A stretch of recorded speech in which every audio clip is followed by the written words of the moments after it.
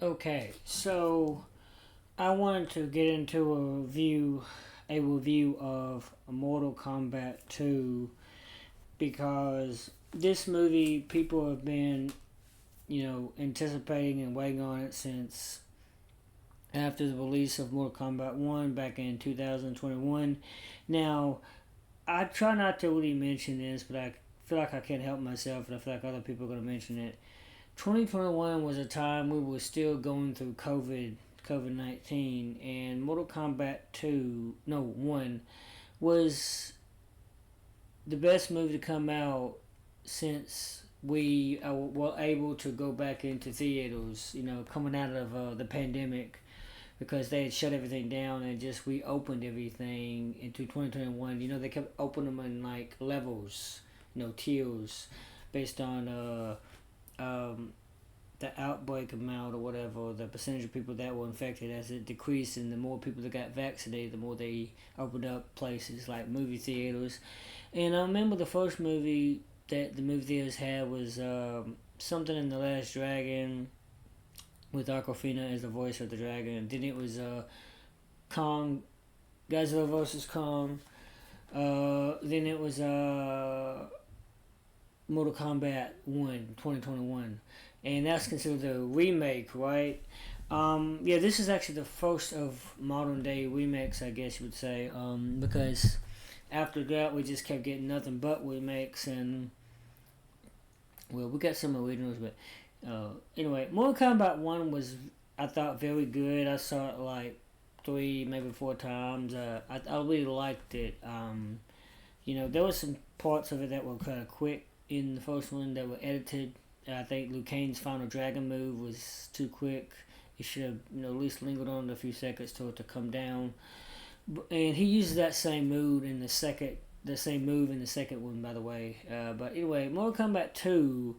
And I'm going to be comparing them a bit. I try not to really do this because I complain when other people do it. But the thing about Mortal Kombat 2 is it is completely different from Mortal Kombat 1, 2021.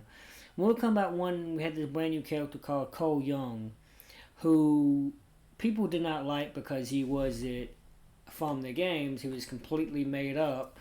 He pretty much was the protagonist, the main character of that story, but who's also the audience's way into Mortal Kombat. When I say that, I mean you see how Cole Young was basically brought into this world of Mortal Kombat, and he didn't know shit about it, and he was like not believing it, and he's kind of like our viewpoint, like, is all this shit real and all that.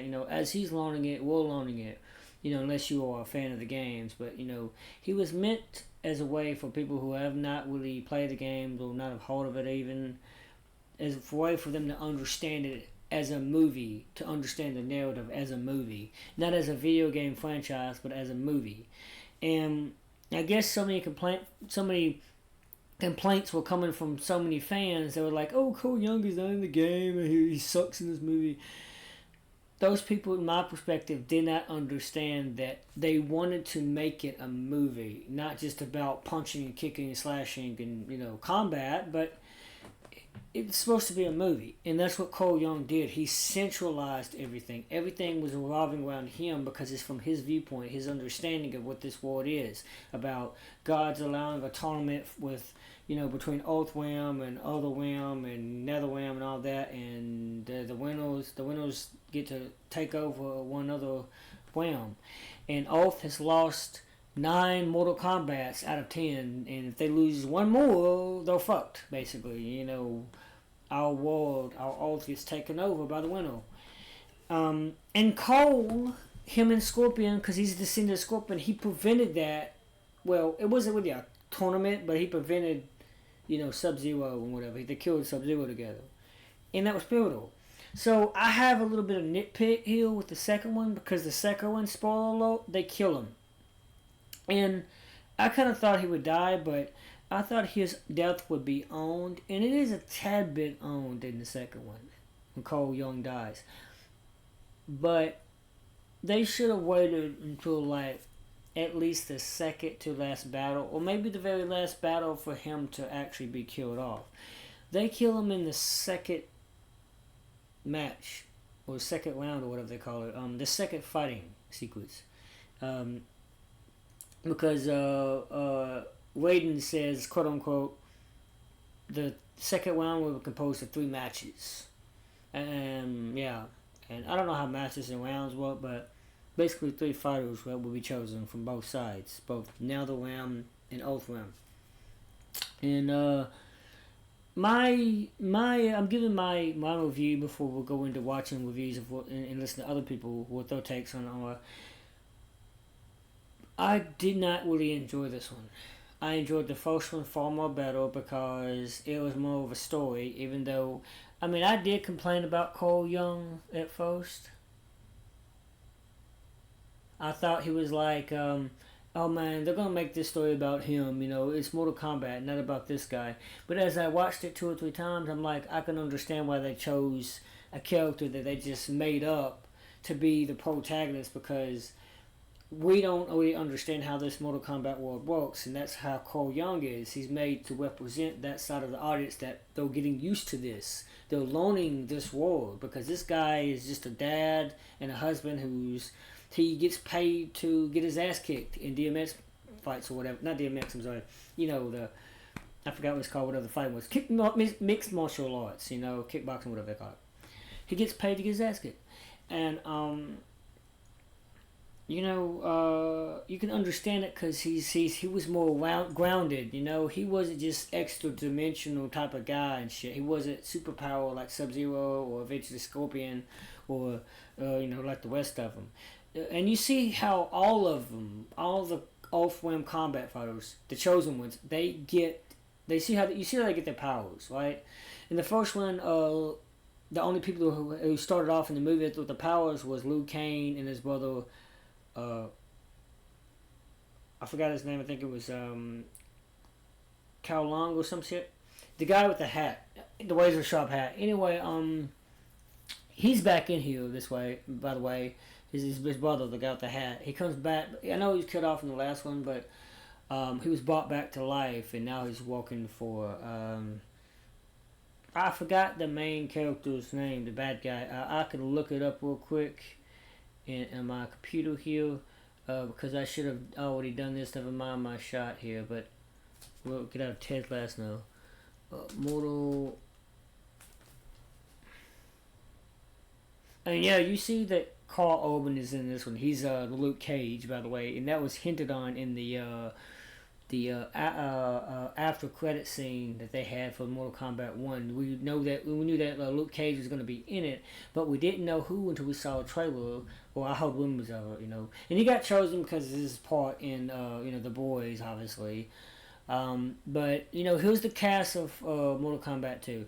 So you got Adeline Rudolph that plays Katana. We finally get her. Carl Urban as Johnny Cage. We finally get him.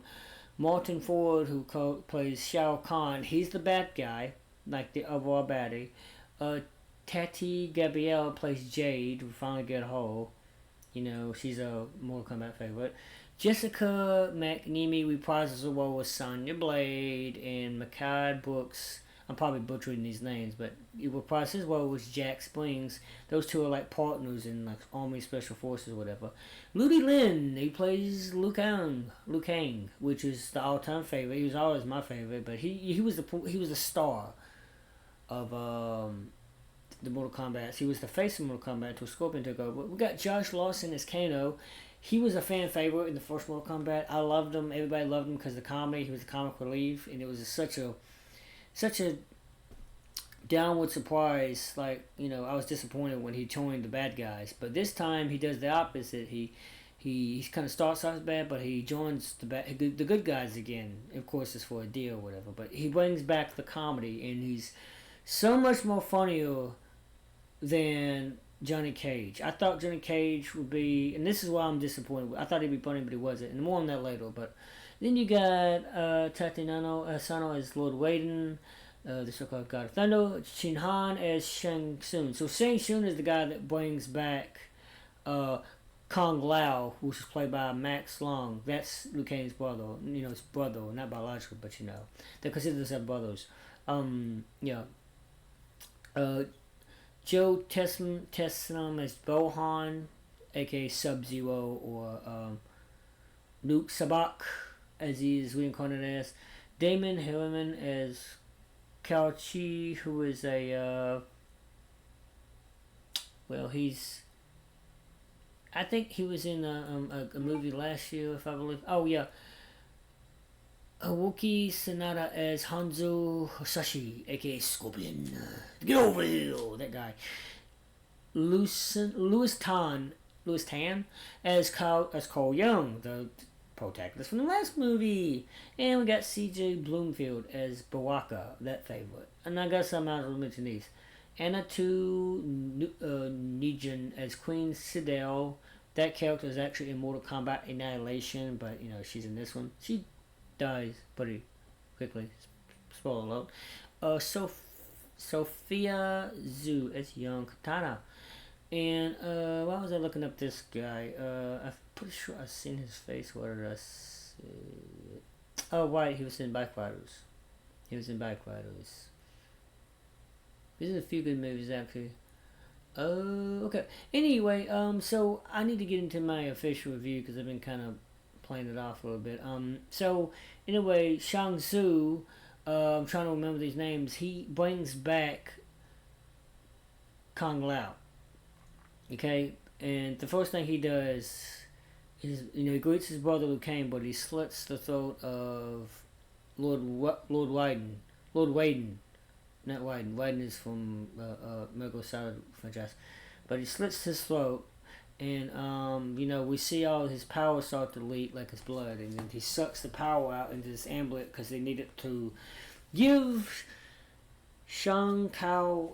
Let me look at the names again. Shang Kao. What's his name? I'm sorry.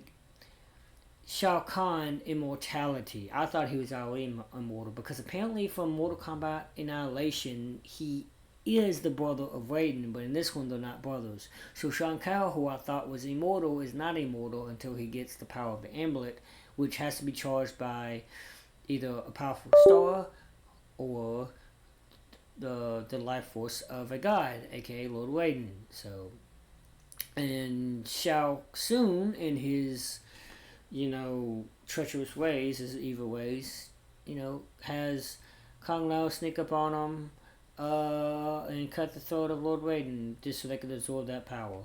Because when spoiler alert, Kung Lao shows up, the first thing you see is his hat flying around. You wonder why is that hat flying around before he even shows up. So you see that he's got his hat already going through the air outside so it can break through a window and slit. It takes Lord Raiden by surprise, And I caught that the second time I watched it. Yeah, I watched it twice. So I did not like this movie because, first of all, Johnny Cage is not funny. He's saying all these stupid, cliche, shitty lines of dialogue like, I think I'll get a second opinion, or count me out, or just what, it's not really what he says, but you get what I'm saying. It's that repeated, you've heard it before, and it just doesn't work anymore. It's not cool, and the reason why it's not funny is because it's kind of like, it's worse than Jason Statham. If Jason Statham said it, it would not only be serious, it'd just be funny, but also good. But this guy, I can't even laugh. I'm like, really? You went there, you said that? Also, the character Johnny Cage to me is a bit too old. Let me tell you why. And I'm gonna share my screen again to show you. I say because it's a. I say bar. Let's look into the Carl Urban's. I wonder where he was born. And I'm not saying he's a bad actor by any means. I mean, he's in Boys, for crying out loud. But this guy was born in 1972, right? Okay. And at least they didn't use the aging process. They didn't do that. Sorry, that's my back. He's 54. He's 54, right? His character is just as old. Because in Mortal Kombat, there's a little video he's watching on YouTube, right? He's watching his 16-year-old self win his first martial art tournament. It was first martial art match back in 1985. Now, if you subtract 1985 from our 2006, that's 41 years ago. Okay, and if we add 41 years to 16 years, we get 57, right? So Johnny Cage is 57 years old in this movie.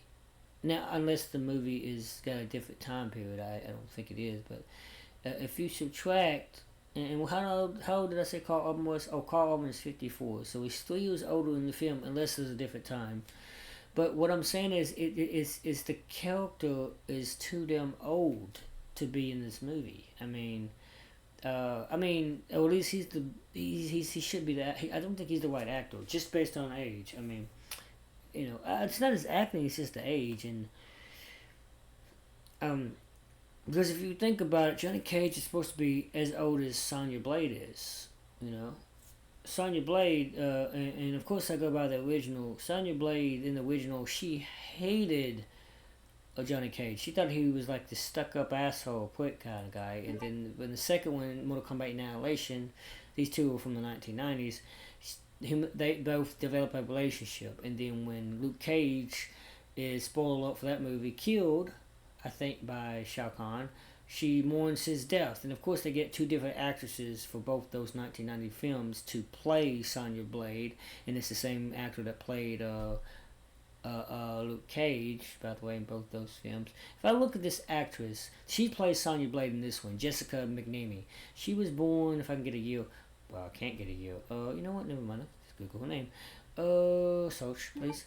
Let's see. She's 40 years old. Since she's about 14 years younger, but still, her character is supposed to be approximately the same age as Johnny Cage, I would think, right? So, never mind that. So let me go back here so I can get into the rest of my review. I just didn't like Johnny Cage's character. I mean, sometimes it was funny. There's one move he does, something about he makes his body green, but he doesn't really own his power. In the original Mortal Kombat, not the original, but the one that came out in 2021, every character except for Liu Kang and Kung Lao, except for them, they own their powers. Now, eventually, Kung Lao did own his powers along with Liu Kang. I think Liu Kang, he ended up killing somebody to save Shang Kao's life. And next thing you know, he's got fire, the ability to use fire. So he tells how he owns his power, what he called ki, right? But in this, but then you see the rest of the characters, the old fighters, the old foreign fighters, they own their powers. Sonya, let's see. Kano, he gets his powers when he kills Lizard. Lizard's in the very first, he's in the bar. He kills Lizard, so he eventually gets laser beam, as he says. And he's a really funny character, by the way, Kano, played by Lawson. But then, let's see. I'm trying to go in order here, if I can remember. I think what's his name? Jax. He gets his powers because he has his little robotic arms that he can't really use. They help him. The monks, they help him out, right? Because his arms get frozen by Sub-Zero and he cracks them in half. And he eventually gets metal arms. But they don't become the big metal arms until Sonya is crushed by Watt lands on her and he wants to save his partner's life. And as he's screaming and lifting up, his ki activates and he gets these big ass arms, metal arms. That's his power, right? Okay. Then you move on to Sonya Blade herself. Sonya Blade gets her powers by killing Kano, because Kano had laser eyes, right? And she stabs him in the eye. So when she stabs him in the eye, the very eye that he had his laser beam from, she gets these laser powers, little circles go around her arms. They're pink, by the way. And then she uses that to basically blow a hole through people's torso. She does it in the games, I bet, but she does it in the last movie and she did it in Mortal Kombat 2. Because I was watching for the second time, I'm like, what did I see that? Oh, that's from the last movie. And she did that against Sindel, Queen Sindel. Yeah, so, she fights. So that's the first match, by the way, Sonya Blade versus Sindel, Queen Sindel. And that's what I'm saying. They in this movie, Mortal Kombat 2, they wanted to make it like the games by killing off certain characters really quickly. And the bad guys are going to die first, right? You would think.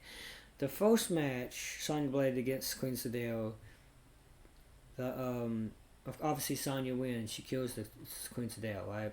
But she makes a few stupid cliche dialogue. This dialogue is bad. She says something along with, "No, you look pretty much dead," or something like that. When she is dead, because for some reason I think Shao Kahn killed the queen and brought her back to life, so she'd be more submissive and obedient using dark magic.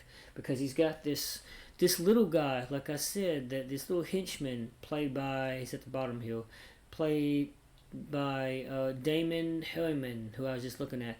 He plays Kang Chi. He's like this sorcerer that can, pretty much bring back the dead. He's pretty much a sorcerer like Shao. I'm trying to remember the names. There's a lot of Kong and Xiaos. And I'm trying to remember Kong Lao. I'm trying to remember Shang Tsung and Liu Kang. I can remember, but for some reason Shao Kong, Kong Lao, and Shao. So Shao Kahn, Shang Tsung, and Kong Lao. I keep mixing up their names. Because there's a lot of Lao and Kong. I'm not really good with Asian names, man. I'm just not. I'm sorry. Kind of funny when you think about it. But anyway, Kong Chi, you get what I'm saying? There's a lot of Kong Chi. Yeah, this is in the line. You've got your eye. Now leave me alone. The amulet does not belong to you. Its powers are well beyond your meager understanding, idiot. Yeah, when he says meager understanding, I'm like, look, man, why does every sorcerer bad guy gotta say beyond your understanding? This amulet. Yeah, he says, the amulet. I want that back. And don't fucking roll it. I'm sorry, but Kano was very funny. I'll watch that movie again just for him. I'll probably watch it a third time just for him. But that's gonna be it. But also because I'm bored. But like, this movie did not get it from me, guys. It was so. It could have been a lot better. It could have been not really funny, but it could have just been better. I mean, first of all, they kill Cole Young. The second match. That's that second round with 3 matches. Cole Young is facing off against Shao Kahn. I think his name is Shao Kahn. And then it's Jax versus Jade. So it's the 2 J's, the 2 black people. I bet it's my watch. And then I guess the third one is Liu Kang versus Kong Lao. All the good guys win except for Cole Young. Cole Young, he would have won, but Shao Kahn has got immortality now. Whenever Cole sees him heal, he's like, oh shit, and tries to take him down. But then Shao Kahn flips him over and then simply puts his hammer down on his head, and his head goes. And it's kind of funny because that's how it is in the video games, and then he just takes his hammer and pushes him into the river or the water or whatever, lava, whatever it is. But to me, I'm thinking, wow, man, come on. I mean, it's okay to kill Cole Young if you want, but don't do it until like the second or last match. The second to last, not the second, it was the second. The second to last or the last match. Or round, as they call it. Don't kill him so early. It was like 45 minutes within the movie. And by the way, this movie started way too quickly. I know it had a little intro with young Katana, but it started way too quickly. And we gotta stop starting our films too quickly. The last film I just saw, it was a AMC A-list AMC Screen Unseen. It's for the movie Tuno. And that movie had a very good setup, very good established beginning. You gotta establish a beginning slow enough. It can't be too quick, because if it's too quick, then and I guess because they could have given a wrap up at least, since it's been like 5 years. You could have done like on the last episode kind of thing, kind of like a reminder. At least show us a few scenes I think they should have done, just to kind of recap our memory, because even I forgot the 2021 release. And to me, I'm gonna watch that first, and I kind of don't want to watch it because then Cole is gonna die in the second one. I watch the second one, I'm like, man, that's what makes me not want to watch the first one. And I know fans complain about him, but for me, he worked for the film, because something like a video game movie like this.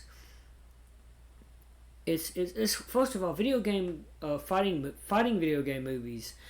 Their storyline is hard to follow, because how can you follow the storyline when it's just a bunch of two-stage fightings like this, like, you see both characters fighting, you know what I'm saying? It's hard to follow that storyline. To me, that in games, shooting games like Call of Duty or something, it, you're not focused on the storyline because you're focused on getting the best shot in the shooting game, or getting the best hits and the combos in the fighting game. You're focused on the actual tapping of the buttons. You're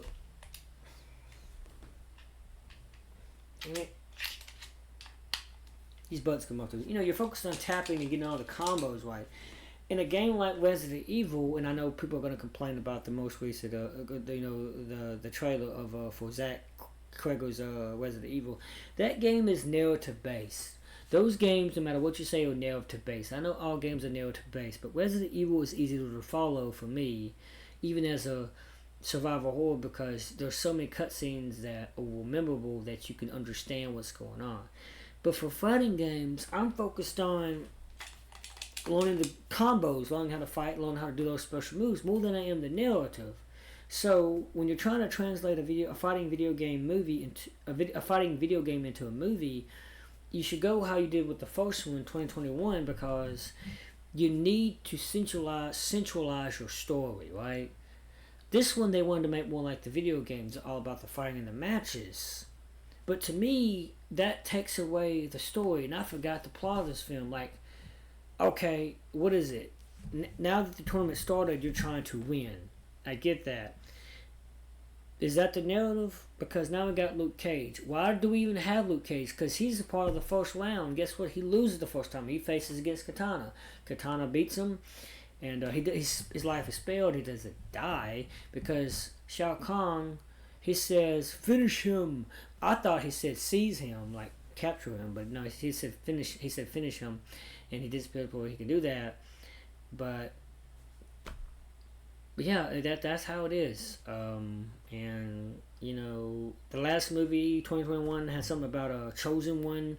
What's his name? Kung Lao. Thought he was the chosen one because he's a descendant of the great Kung Lao, but then I was about to say Bruce Lee, but Liu Kang thought he was the chosen one, and he finds out in this one that he's not the chosen one because his father, Lord Raiden, tells him you are not the chosen one. Yeah, and then Kung Lao. Liu Kang says something about, well, I see that my destiny is to bring back my brother Kung Lao. I am not the one to defeat you. Talking to Shao Kahn. You see, I'm getting these names confused. and he disappears in flames. Like, yeah, so they do kill Liu Kang, but he dies in a heroic way and kind of sacrifices himself. But he has better fighting scenes anyway. His matches are better, especially when he brings out the dragon. And he ends up defeating his corrupted brother Kung Lao, which you think about it, they did that in the games. So anyway, what else was I gonna say? Yeah, that's pretty much it. Like, I know Luke Cage is supposed to be the protagonist, the main character, but he doesn't really do much besides he meets what's his name, the spiky guy. Let me refresh it. Let me refresh my page here to see who it is. Spiky guy. Baraka. He faces Baraka and convinces Baraka to help them out, and he says that is the best fight I've ever had. Witness the great Johnny fucking Cage. Yeah, he thinks that's his name, Johnny fucking Cage, because Johnny ends up saying that as his finishing dialogue. I'm Johnny fucking Cage, and he does this little kick move, and he's an actor, so he's doing all this shit, acting it, because Sonya Blade says you're an actor, so act, and that's how he starts to do all this stuff, and he becomes a mentor to Baraka, tells his stories. It's a little funny, the film, but it's, to me, Kano works better as a comic relief because he's just such a smartass. He's so funny about it. He's like, he's like, give me back the amulet and don't fucking roll it. When the dude says it's beyond your amigo understanding, idiot, and I'm like, why is an amulet always gotta be beyond our understanding? I'm pretty sure we get it. It stores power. It be used for immortality. You have to break the damn thing in order for it to release the power. It's not really beyond our amigo understanding. They always say that, but it always being easily explained. So it's not. It's never beyond anyone's understanding. A turtle club could understand your understanding of the about mystical items such as that precious ass amulet. Anyway, I want to get into watching what other people have to say about it. I spoiled a little bit. That's what I gotta say about it. By the way, one of my favorites is still Kung Lao in the game. I like his whole hat moves. I love Liu Kang. Johnny Cage, he was. I mean, he's alright, I guess, but I don't know. No, maybe they did it on purpose because his character is an actor. Sonya Blade, I never had a problem with. Jackson, I never had a problem with. I'm just really upset. I am upset, disappointed how they killed Cole Young so damn early, man. Because he had a wife and a kid. They lived on a farm. His powers came from protecting them, because he was always seen as a protector, right? And he gets his powers when he's fighting none other than the four-armed guy. I forgot his name. I'm sorry. The same guy that Johnny Cage fought in the original Mortal Kombat from the 1990s, when Johnny Cage did the split and hit him in the balls, testicles. Yeah, that creature, Cole Young fought him, and he defeated him with his outfit, right? The armor. It absorbs kinetic energy, and he can turn that into weapons or energy blast. And I'm like, but he can't protect his head. That's the thing about it. He can't protect his head, and then that's how Sean Cao. I gotta look at these names constantly just to be able to pronounce them right. Shao Kahn kills him, and it's done in a kind of funny way, actually. It's just, but Anyway, that's my review. Let me know what you think about my review. Like and subscribe, and let me know. Do you like this movie? When you compare it to the other ones, is it good? Is it better? Do you like it better than 2021? Just leave your thoughts in the comments, and don't forget to like and subscribe for more. Alright, that's about it. See ya.